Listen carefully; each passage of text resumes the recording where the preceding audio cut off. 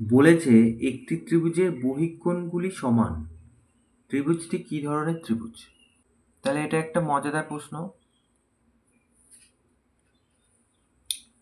ত্রিভুজের বহিঃকোণগুলি সমান বলেছে, তাহলে একটা ছবি আঁকি আমরা।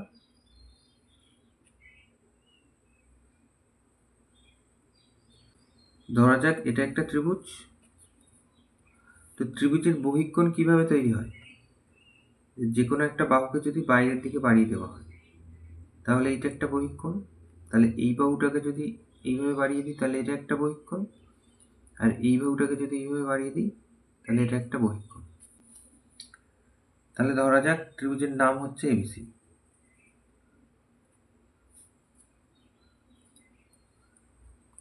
এটাকে ডি পর্যন্ত বাড়িয়ে দেওয়া হয়েছে, এটা ই, আর এটা ধরা যাক এফ। তাহলে এখানে বলেছে এই তিনটে কোণ সমান হবে। তাহলে আমরা ধরে নিই এই কোণটা হচ্ছে 20 ডিগ্রি।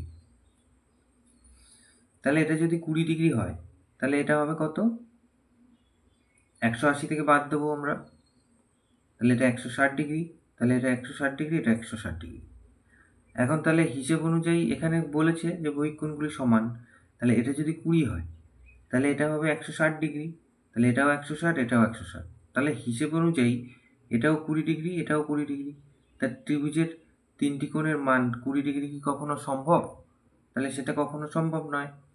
আমরা ধরে নিলাম এটা 50 ডিগ্রি। তাহলে এটা যদি 50 ডিগ্রি হয় তাহলে এটা হবে 180 থেকে বাদ দিলে 130 ডিগ্রি হবে। তাহলে এটাও 130 ডিগ্রি, এটাও 130 ডিগ্রি। তাহলে এটা 50 ডিগ্রি, এটা 50 ডিগ্রি, এটা 50 ডিগ্রি। তাহলে কোনো ত্রিভুজের তিনটি কোণের মান কি 50 ডিগ্রি হয়? তাহলে সেটাও হয় না। তাহলে কোন ত্রিভুজের ক্ষেত্রে তিনটি কোণের মান সমান হয়? তো তার ক্ষেত্রে একমাত্র বহিঃকোণগুলি সমান হবে। তাহলে আমরা জানি সমবাহু ত্রিভুজের তিনটি কোণ কিন্তু 60 ডিগ্রি হয়। এটাও 60 ডিগ্রি, এটাও 60 ডিগ্রি, এটাও 60 ডিগ্রি। তাহলে সেক্ষেত্রে বহিঃকোণগুলো প্রত্যেকটা হয়ে যাবে 120 ডিগ্রি, 120 ডিগ্রি, আর এটাও 120 ডিগ্রি।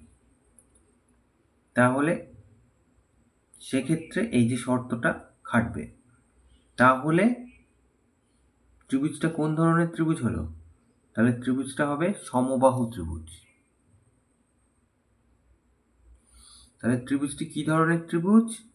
ত্রিভুজটি হচ্ছে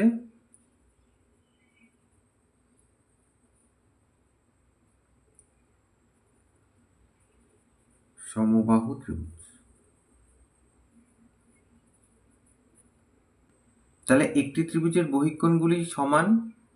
ত্রিভুজটি কি ধরনের ত্রিভুজ? ত্রিভুজটি হবে সমবাহু ত্রিভুজ।